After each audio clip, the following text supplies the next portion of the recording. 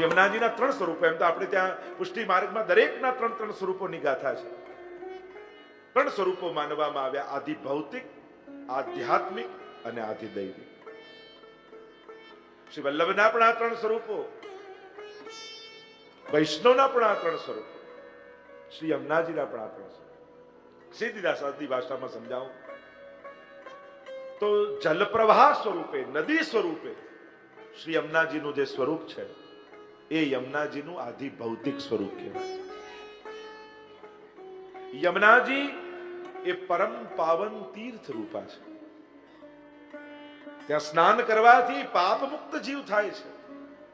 યમુના બહેન છે એટલે તેમનું નામ યમુના. ઉના એટલે નાના બેન, એટલે યમુના નાના બેન એટલે એમનું નામ યમુના. આ એમનું આધ્યાત્મિક સ્વરૂપ કહેવાય, જે તીર્થ સ્વરૂપ. એટલે ઘણી વાર લોકો પૂછે યમુનાજીમાં સ્નાન કરાય કે ન કરાય? જ્યાં આધ્યાત્મિક સ્વરૂપ છે ત્યાં સ્નાન છે, પણ જ્યાં આદિ દૈવિક સ્વરૂપ છે ત્યાં કેવલ પાન છે. પણ આપણે ત્યાં વિધાન એ છે, યમ દ્વિતીયા આદિના દિવસે એની કથા જે આવે છે કે વચન યમરાજાએ આપ્યું કે આજના દિવસે તારામાં સ્નાન કરશે, એને ક્યારેય યમયાતના નહીં થાય. એટલે વિધાન એવું છે કે યમ દ્વિતીયાના દિવસે સામે પાર જઈ અને જ્યાં યમુનાજીનો આધ્યાત્મિક પ્રવાહ છે ત્યાં સ્નાન કરવાની છૂટ અપાય છે. બાકી પ્રાય યમુનાજીના પાનની વિશેષતા છે. જે આધિદૈવિક સ્વરૂપને જાણે છે એ કેવલ પાન કરે છે. અરે પાનની વાતે દૂર રહી, આરતીમાં તો આપણે શું ગાઈએ? જોતા જન્મ સુધારે. કેવલ દર્શન કરી લે ને તો એનો જન્મનો ફેરો સુધરી જાય. તો આધ્યાત્મિક સ્વરૂપ એટલે તીર્થ રૂપ યમુના છે, અને આધિદૈવિક સ્વરૂપ એટલે જે મહાપ્રભુજીએ બતાવ્યું, નમત કૃષ્ણ તુર્ય પ્રિયા. જે 4 યુથ બ્રજમાં છે, બ્રજમાં છે ને ગોપીજનોના મુખ્ય 4 ગ્રુપ. Youth means group. મુખ્ય 4 ગ્રુપ છે: તામસ, રાજસ, સાત્વિક અને નિર્ગુણ. આ 4 ભાવના. એમાં ચોથા યુથના અધિપતિ શ્રી યમુનાજી છે. જેમ સ્વામિનીજીનું યુથ, લલિતાજીનું યુથ, ચંદ્રાવલીજીનું યુથ અને શ્રી યમુનાજીનું યુથ. આ ગોપીજનો જેટલા પણ છે એ આ 4 યુથમાં, ગ્રુપમાં વહેંચાયેલા છે. તો ચોથું યુથ જે કાત્યાયની વ્રત આદિ કર્યું એ કુમારિકાઓના યુથના અધિપતિ શ્રી યમુનાજી. અને એટલા માટે વ્રજમાં યમુનાજીનું સખી સ્વરૂપ પણ છે, આધ્યાત્મિક સ્વરૂપ પણ ચિત્ર એ પ્રાપ્ત થાય છે કે આમ ચાતલ ઉપર યમુનાજી ઉભા છે, કેસ છૂટા છે અને 2 હાથમાં કુંભ છે. એવું યમુનાજીના આધ્યાત્મિક સ્વરૂપનું પણ દર્શન શાસ્ત્રોમાં કરાવવામાં આવ્યું છે. અને ઘણી જગ્યાએ એવા સ્વરૂપો પણ છે જ્યાં મર્યાદા સ્વરૂપનું પૂજન, જ્યાં મર્યાદા ભક્તિ થાય છે ત્યાં. પણ આપણે ત્યાં પુષ્ટિ ભક્તિનું આ સ્વરૂપ, કારણ કે યમુનાજીનું પૂજન તો હિન્દુ ધર્મમાં બધે જ છે, બધે જ એમને વંદનીય માનવામાં આવ્યા છે. પણ જે સ્વરૂપ અને જે ચિત્ર પુષ્ટિ માર્ગમાં છે એવું બીજે ક્યાંય નથી. કારણ કે આધિદૈવિક સ્વરૂપનો પરિચય શ્રી મહાપ્રભુજીએ પુષ્ટિ સૃષ્ટિને કરાવ્યો. તો વ્રજમાં જે સખી સ્વરૂપ એટલે જે ચૈત્ર સુદ છઠ, આપણે ત્યાં યમુનાજીના ઉત્સવ નામે ઓળખાય છે. એમ એનો શાસ્ત્રોમાં ઉલ્લેખ નથી, પણ ભાવના એવી છે કે ભાનુ ગોપને ત્યાં જમનાવતા ગામમાં યમુનાજી સખી સ્વરૂપે પ્રગટ થયા હતા આ ચૈત્ર સુદ છઠના દિવસે. એવો એક ભાવ, એવી એક માન્યતા આપણે ત્યાં માનવામાં આવે છે. અને એટલા માટે ચૈત્ર સુદ છઠ શ્રી યમુનાજીનો ઉત્સવ માનવામાં આવે છે. એવી એક ભાવનાનો પ્રકાર છે.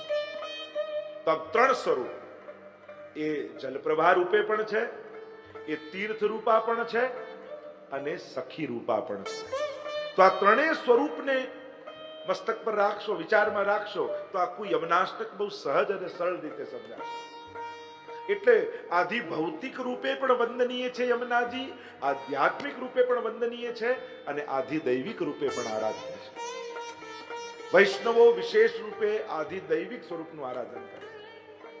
એટલે જ કોઈ એમ કહે કે હું યમુના પાન કરવા જાઉં છું, તો તમે ક્યારે એવો પ્રશ્ન કરો છો, અચ્છા દિલ્હી જાઉં છું, કેમ દિલ્હીમાં યમુનાજી નથી? કોઈ એમ કે હું યમુના પાન કરવા જાઉં છું, ક્યારે તમે એવો ક્વેશ્ચન કરો છો? અચ્છા દિલ્હી જતા લાગો છો ને? ના, આપણે બધા સમજી છીએ વ્રત જાય છે. કેમ? દિલ્હીમાં યમુનાજી છે, પણ ત્યાં આદિ ભૌતિક પ્રવાહ છે. યમનોત્રીમાં યમુનાજી છે, પણ ત્યાં આધ્યાત્મિક પ્રવાહ છે.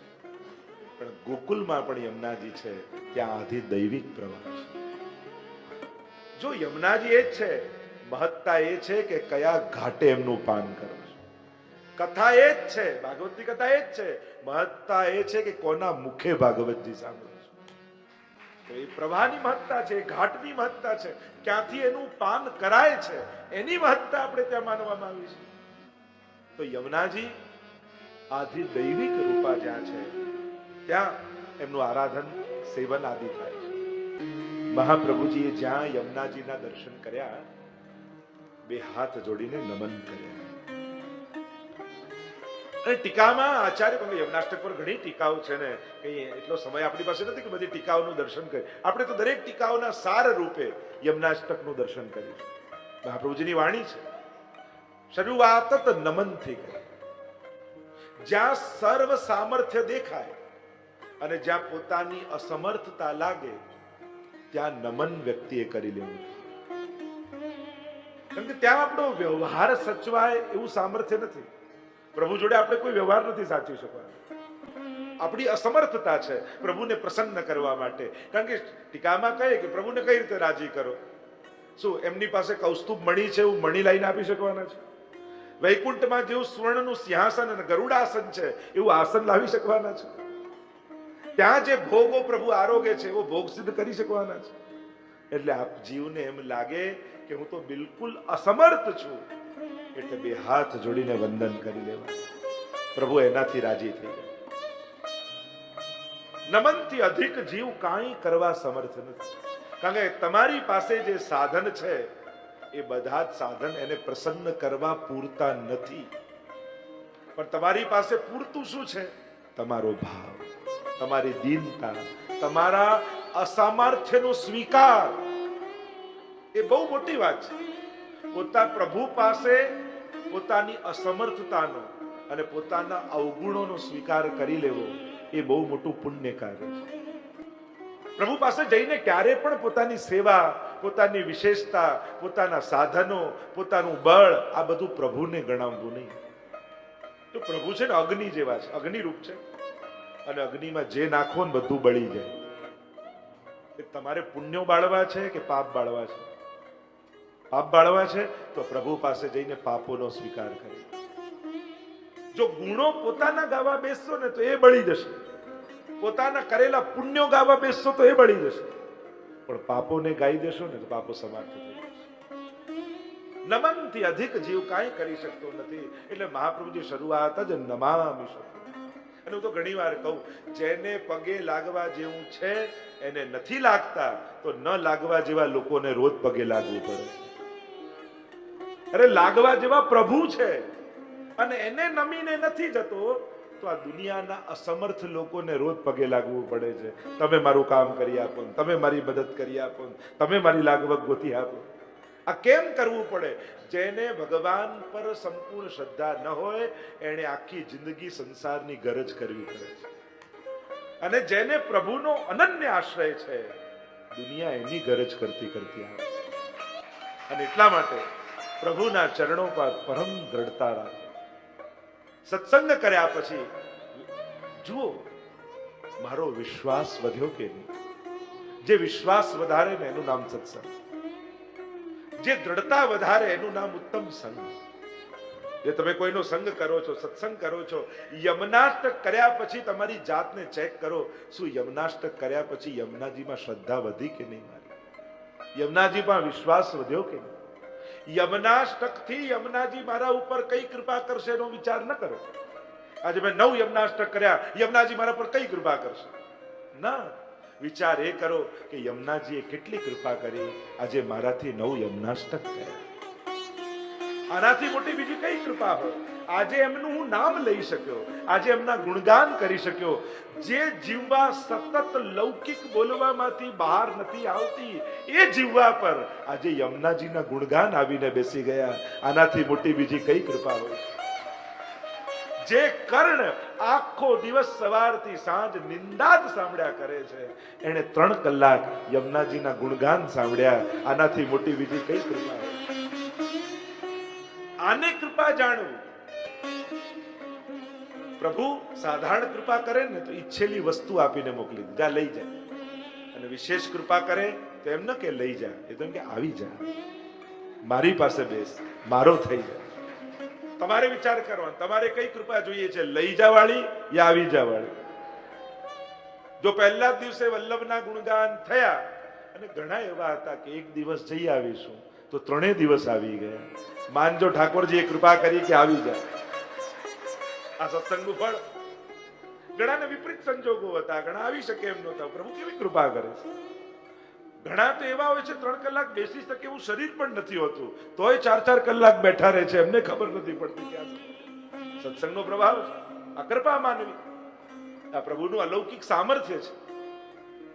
મેં તો ઘણી વાર અનુભવ કર્યો છે કથાઓમાં, એમાં એવા બીમાર હોય, બિલકુલ સારું ન હોય, એટલે કે 7 દિવસમાંથી 1 દિવસ કલાક ખાલી હાજરી આપી જશે, પછી એ નહીં આવી શકે.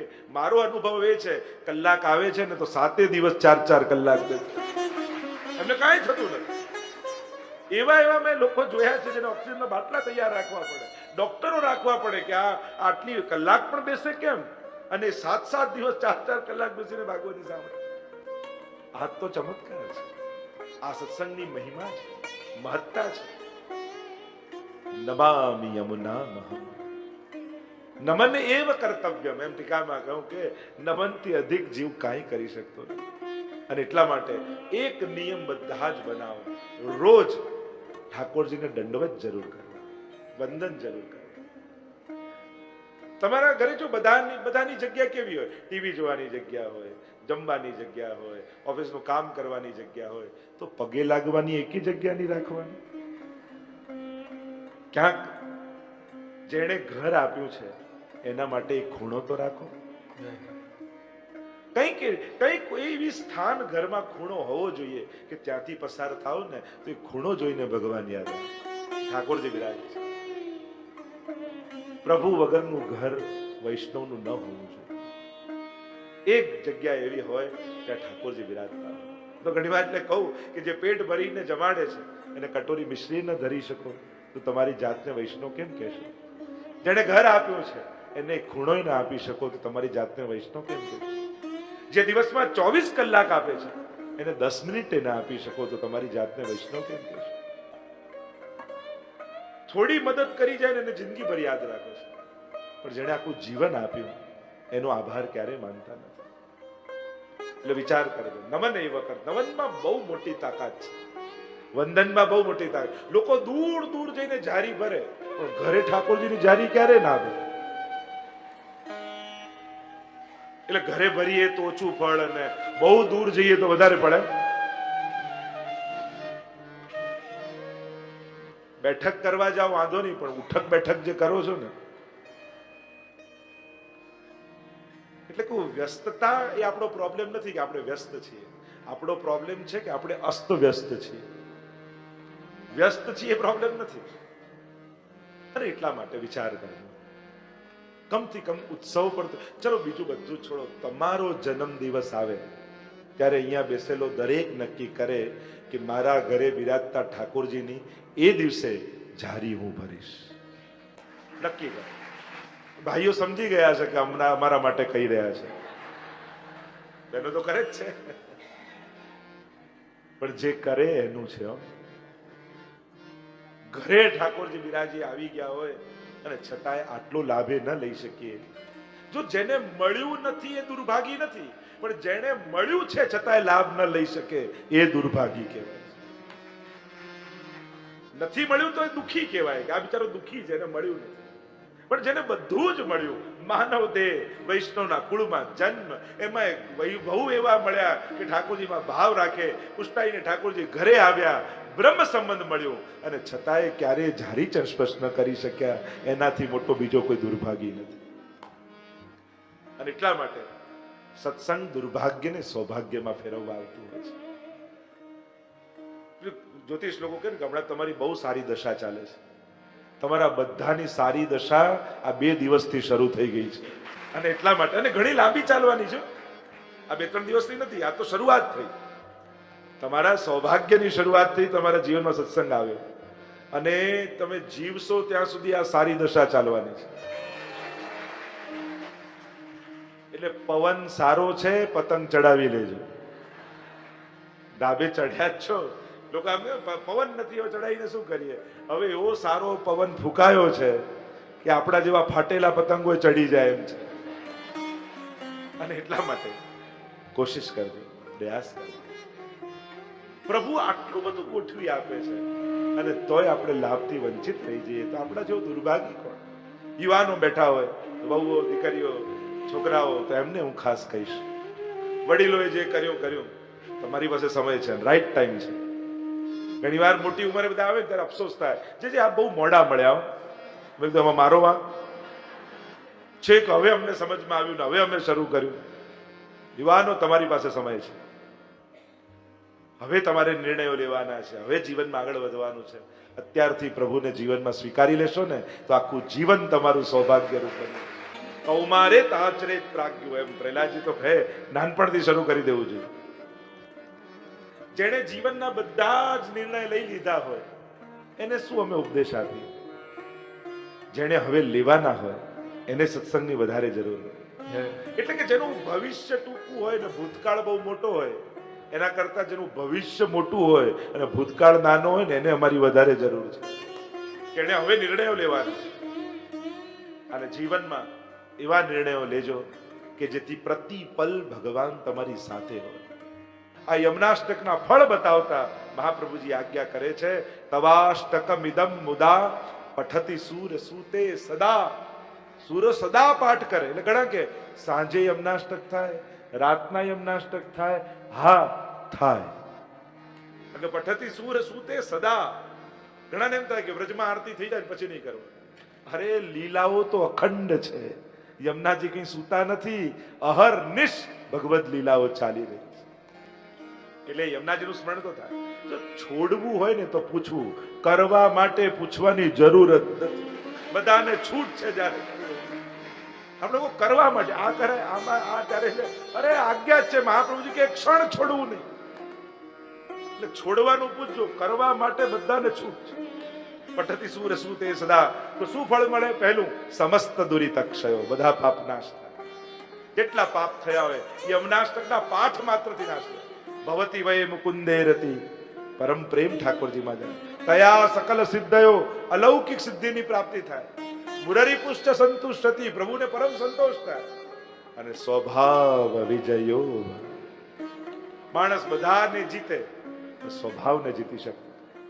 યમુનાજી સ્વભાવ પર, અને મનુષ્યનો સ્વભાવ બદલે એવું જ નહીં, પ્રભુનો સ્વભાવ બદલી નાખે એમ ટીકામાં લખ્યું. પ્રભુનો સ્વભાવ કેવો છે? તો કે પ્રભુનો સ્વભાવ એવો છે કે પ્રભુ મુક્તિ આપવામાં બહુ ઉદાર છે, પણ ભક્તિ આપવામાં ભગવાન બહુ કંજૂસ છે. જેટલી કોઈને ભક્તિ નથી આપતા, પણ યમનાષ્ટકનું આરાધન કરો તો ઠાકોરજીનો સ્વભાવ બદલાય અને ભક્તિ આપવામાં પ્રભુ ઉદાર થાય.